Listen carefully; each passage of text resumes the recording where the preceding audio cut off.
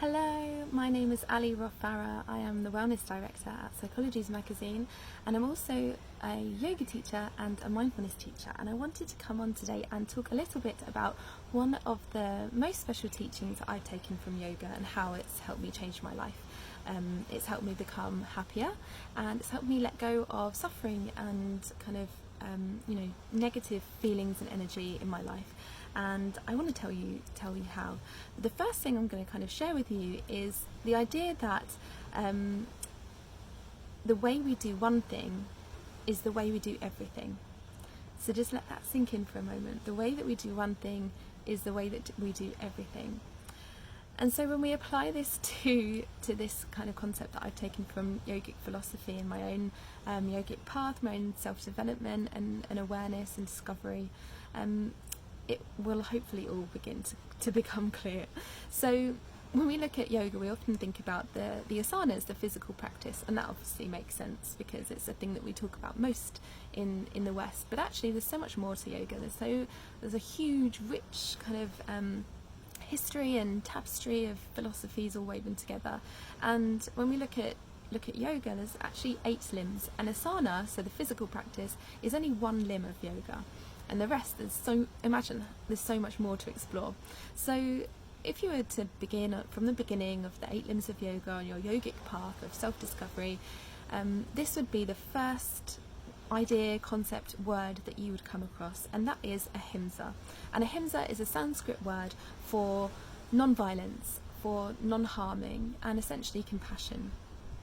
And this is the thing, the idea, the concept that I've kind of adopted into my awareness, going out into my life and how I live my life, that's really made one of the biggest differences in how I am, how I feel, and how I live my life. So it's a great place to start would be in our yoga practice. So when we think about non-violence in our yoga practice, that would be coming to the mat with some compassion for your body and for yourself. So say you've had a really long day, walking around and around and really stressful, physically stressful day, then perhaps coming to your yoga mat and doing a really intense practice might not be following ahimsa, non-violence. It might be that you're going to take a more compassionate stance and adopt that kind of angle on that particular day to your practice to help you relax and recover from your day. One thing that I did a couple of weeks ago was wake up really early in the morning, get on with my yoga practice, and I wasn't being kind to my body. I pulled myself into a pose and ended up ripping a ligament in my knee, and that was an act of violence towards myself, and it definitely wasn't an act, I wasn't aware of this act, of this idea of ahimsa in that moment of non-violence towards myself. So that's a very easy way to kind of look at the idea of ahimsa. But the biggest place that it made a difference in my life was when I applied the idea of ahimsa to my internal self and how I spoke to myself, my inner narrative, the stories that I told myself, the way that I spoke to myself about the things I could or couldn't do, who I was, who I wasn't. And I realised that actually I wouldn't talk to my friends, my loved ones, or anyone, in fact, the way that I was speaking to myself. The things that I was saying to myself internally in my own heart and in my mind were very self-destructive. They were harmful, and they didn't help me at all. They weren't compassionate, they were violent, essentially. They were harmful. And so when I adopted this idea of, it's a very simple concept, non-violence, if we can take that out into the world and again bring it to that idea of the way we do one thing is the way we do everything, then it starts to find a place in your life. And the biggest place that I could practice that was the way that I spoke to myself. So that had the biggest kind of effect on me, and I began to take that away from just how I spoke to myself when I was on the mat. So say, for example, if my teacher asked me to do a headstand or a handstand, and I think, I can't do that, this person can do that, it's easy for them, I can't do that, I'll never be able to do that, I'm too this, I'm too that, I can't. And it was very damaging, and made yoga not enjoyable. When I began to to start being kinder to myself and more compassionate, I managed to start finding joy through my practice. So I began to take that away from my yoga mat and into my everyday life, and I found that it opened up space for compassion to grow, for confidence to grow, and I began to be happier and have less suffering, just in the way that I was speaking to myself. So we begin to take it off of the mat and into the world, and it's actually International Yoga Day today, and the theme is climate action.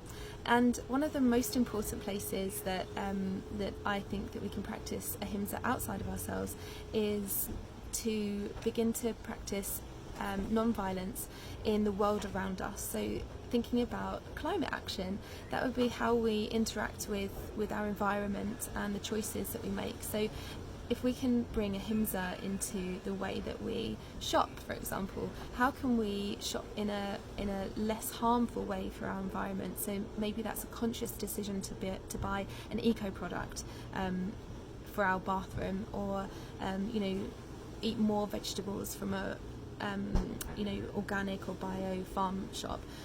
Maybe we can pick up veg locally, or we can choose a delivery slot that makes us wait a bit longer, but actually is costing less fuel for the company, and so we're reducing our carbon footprint.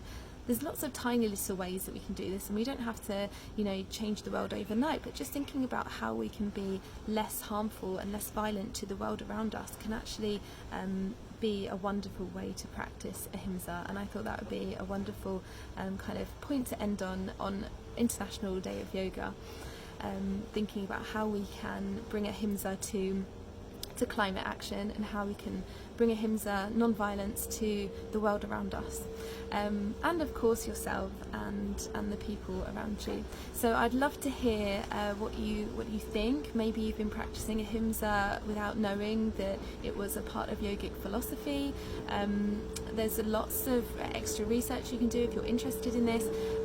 Ahimsa is, as I said, it's the first yama, which is, the yamas are the first of the 8 limbs of yoga, and you can read more about that in the Yoga Sutras of Patanjali, which is a book, or you can Google it. You'll find lots of research out there to kind of read up a bit more on the idea of ahimsa and all of the other yamas, all of the other restraints that you can begin to adopt into your life to help you to find a more happier way of being in the world.